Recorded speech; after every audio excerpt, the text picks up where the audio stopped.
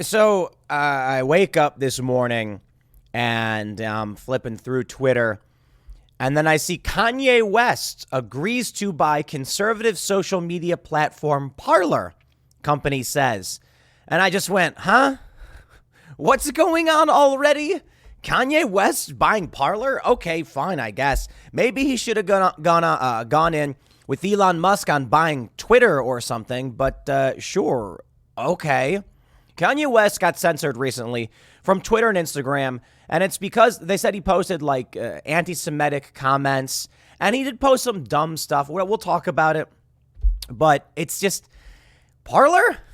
Well, all right. I mean, look, Parler was huge. Parler was about to take over. I genuinely believe that Parler was on the cusp of displacing Twitter. And then the big tech companies all colluded to shut it down. I will also add, Kanye West is famous. He's dangerously famous. John Lennon level of famous. He's a billionaire. He's got resources. He's got a political ideology. He's going to buy this platform. I'll tell you what you might see. Maybe. I don't know. Kanye's got fans. When Kanye said he wanted to run for president, a bunch of people were like, I'm down. I'll vote for Kanye. And I mean like his diehard fans. And people are like, are you dumb? Kanye West doesn't know anything about politics or whatever, but his fans don't care. People look up to the man. He's a billionaire and they like his music.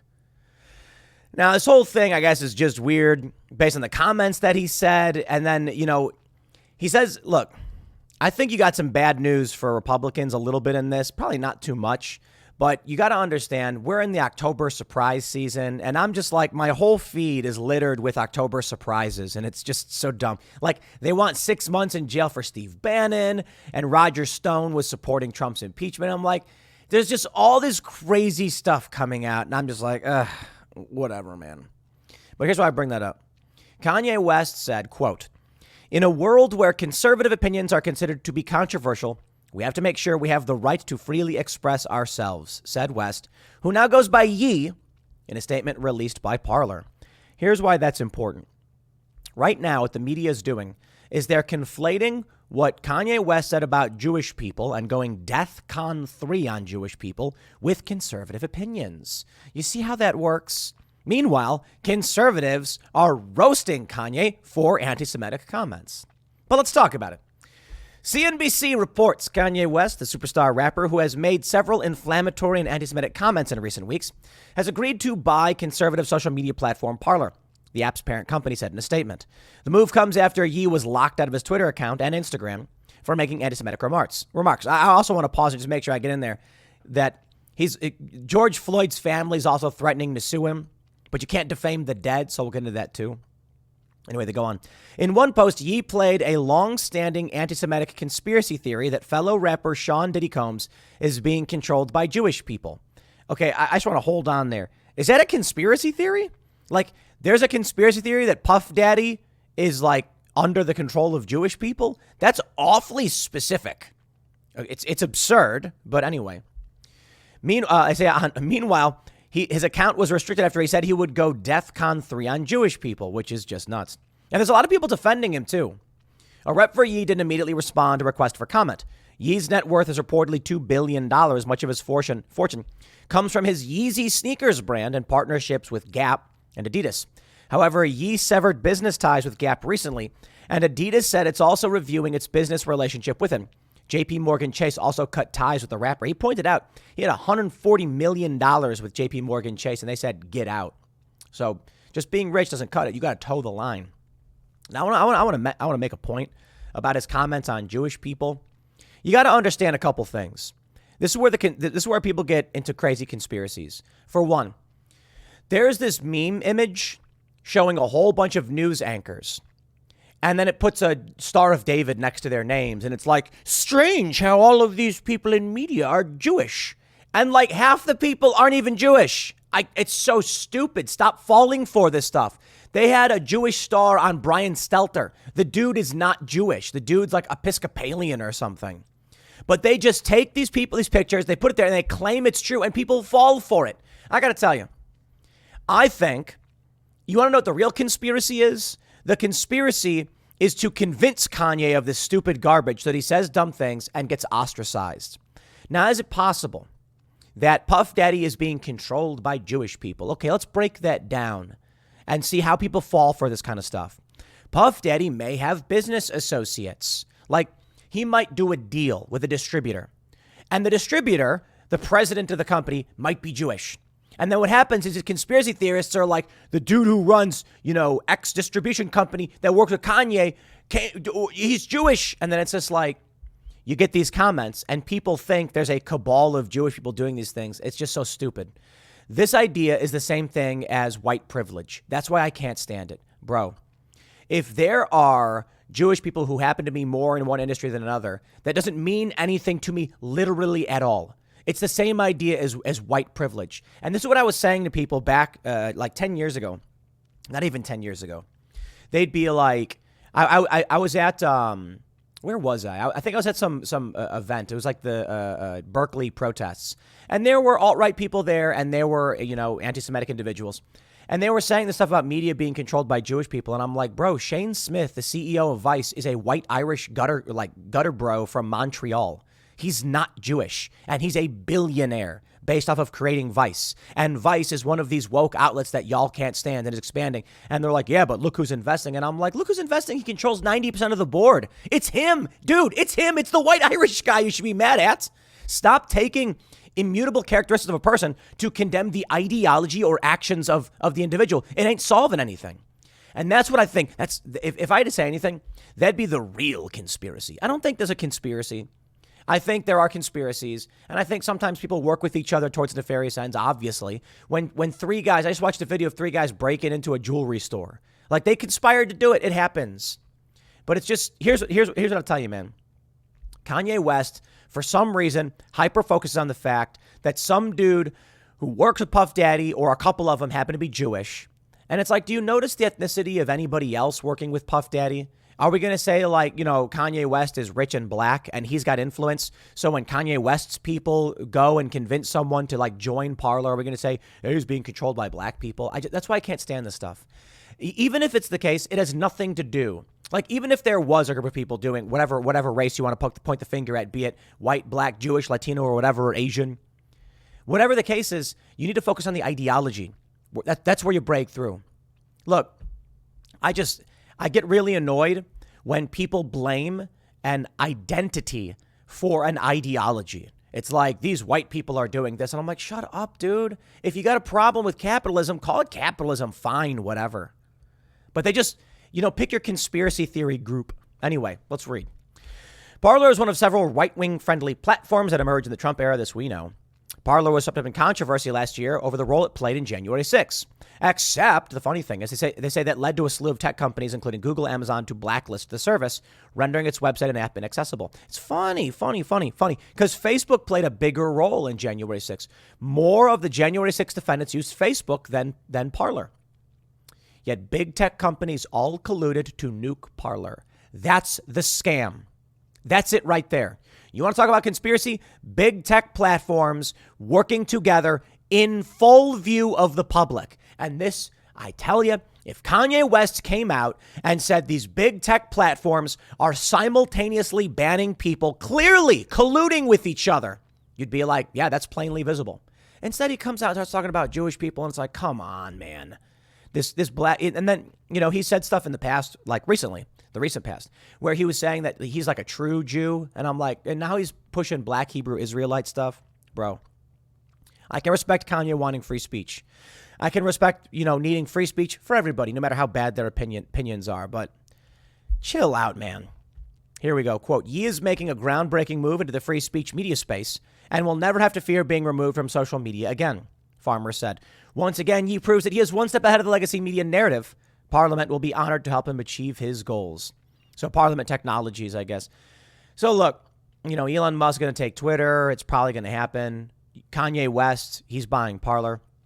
Kanye West buying Parler is big. I think he's going to attract a lot of regular people to the platform. So that matters. It really, really does. But let's jump over to this story, because it's just Kanye West and his, whatever Kanye. Here we go. George Floyd's family threatened to sue Kanye West for saying he died of fentanyl overdose during podcast, where the rapper also implied Kris Jenner, 66, had sex with Drake, 35. Yo, man, Kanye, higher security. Now, I mean it. I mean it.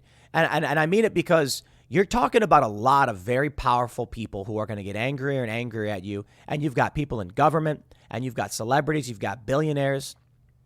I wouldn't be surprised if somebody tries to make a move on Kanye West. Powerful people do not like this stuff coming out. Look, it's insane to me that people think assassinations like are conspiracy theories. You know what I mean?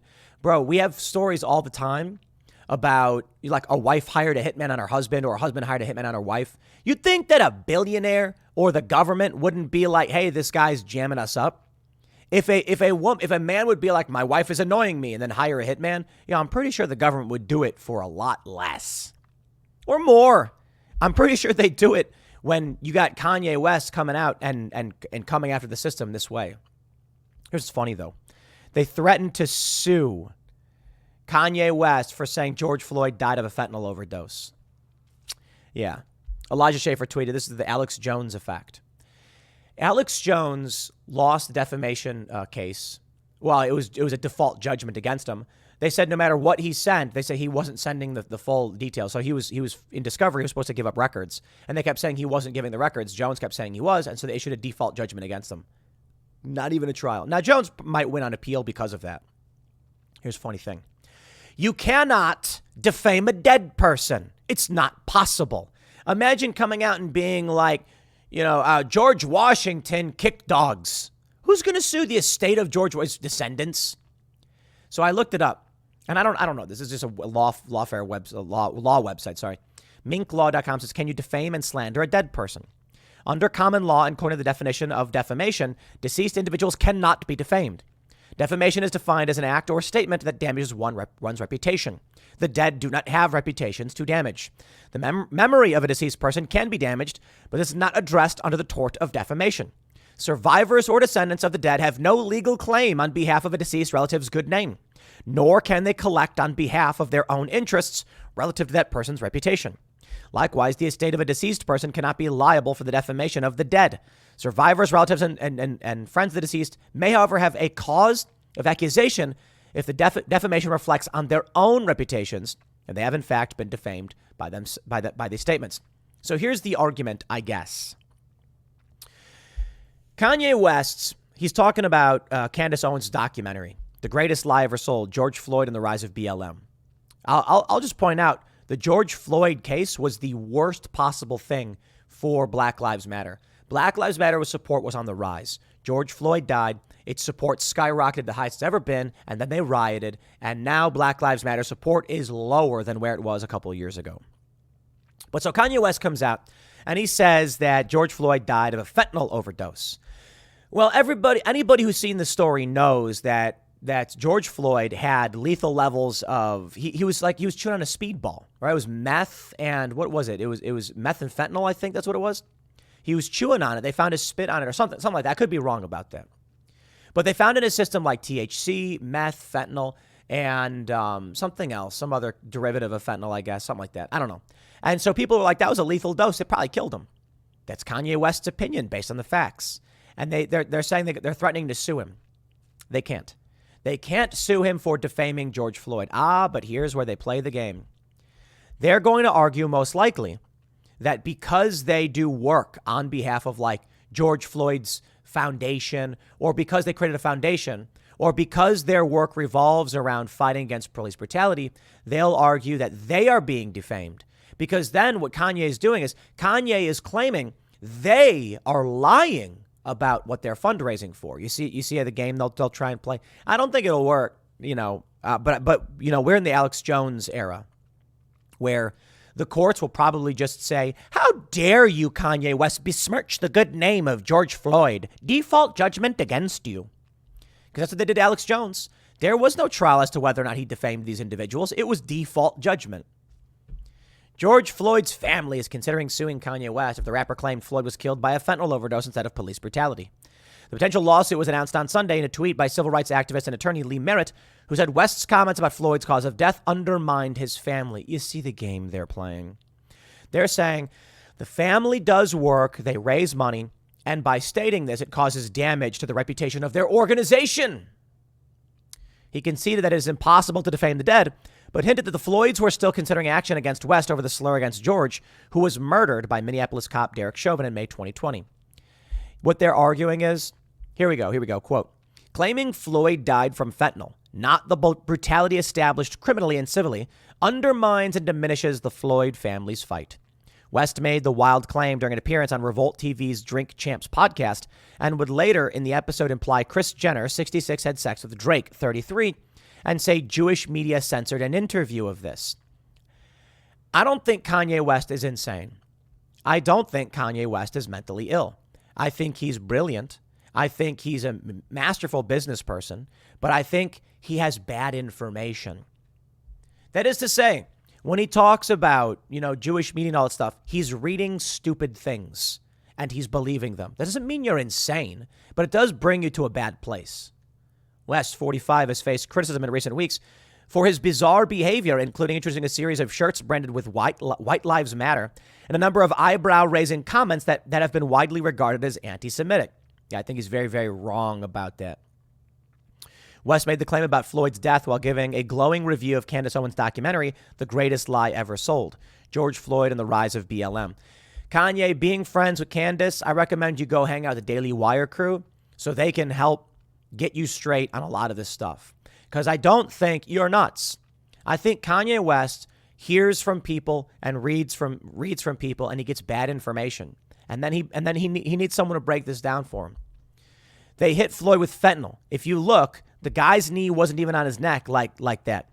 They said he screamed for his mama. Mama was his girlfriend. It's in the documentary. He's not. That's not incorrect. It's in the documentary. They point that out. They mentioned that in the criminal proceedings. Mama was his girlfriend. That's crazy. You know what the craziest thing is? The prosecution in the Chauvin trial. The prosecution's own witness argued that Derek Chauvin was entitled by police, by law and policy, to use more force than he did. He was actually restrained. That doesn't mean I'm happy what happened. No, of course not. I think what Chauvin did contributed. I think fentanyl played the bigger role. I think George Floyd was resisting, saying, get me out of the car, put me on the ground. And they did. But Chauvin, when he approached the vehicle, according to the prosecution's own witness, based on the resisting arrest, the size of Floyd and what was going on, he said Chauvin could have used a taser, but chose not to use lesser force. And they still got him? That's the era we're in, ladies and gentlemen. You better get out of cities because you fart and they'll claim that you introduced noxious gas to kill someone, and then you go to prison. That's the reality of where we're at. Dr. Andrew Baker, Hennepin County's chief medical examiner, said Floyd died after police subdual restraint and neck compression caused his heart and lungs to stop. He said heart disease and drug use were factors, but not the top line cause. I actually think that's kind of fair. I do. The issue is, if he was on fentanyl and he had heart disease, would he have died? The question here is, if you trust the county, as I say, it's fair. I'm not saying it's absolute.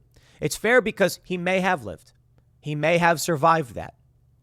But being on the ground with the knee, it wasn't so much on his neck, but on his chest, making it harder to breathe, probably did it.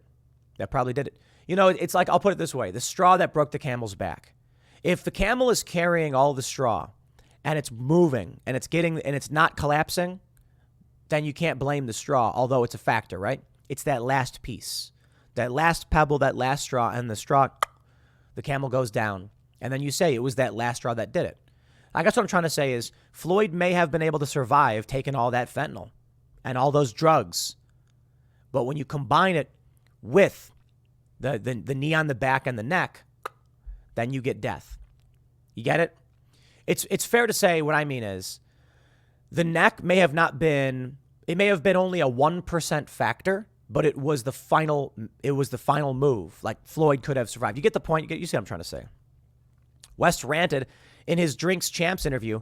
Could you even really run this interview? Because Mav didn't run my interview. You know what I'm saying? They blocked me out. The Jewish media blocked me out. This ish lit, right? Bro, calm down, man. Someone needs to have a conversation about this and explain to him that just because there's a dude who runs a company who's Jewish doesn't mean it is a Jewish thing. That's the problem, right? Because you could argue semantically, it's like, okay, a media company run by a Jewish guy is Jewish media. But the problem is the idea it creates is that there's a cabal. Bro, the cabal is not Jewish people. We had a guy on the show the other day. He was Jewish. And he's just like Andrew Gold, I think it was. And it's just like, he's just like a podcaster, dude. Like there's no, like he said, he made a really funny point. He was like, sometimes I see these things, these conspiracy theories, and I wonder, did I miss it? Like, am I the one being shut out? Like, I'm in media. Like, where are they to help me do this? Bro, they say on Wednesday it was announced West's interview with The Shop would not air. The show's co-host Maverick Carter said in a statement that the reason it was pulled is because West used to reiterate more hate speech and extremely dangerous stereotypes. Carter's usual co-host, LeBron James, was not present for the taping. All right, man. Well, they ran this one. I think Candace has got to get Kanye on the air, and she's got to talk to him and bring on Ben Shapiro and have Ben just be like, come on, dude. But I'll leave it there. Next segment's coming up at 1 p.m. on this channel. Thanks for hanging out, and I'll see you all then.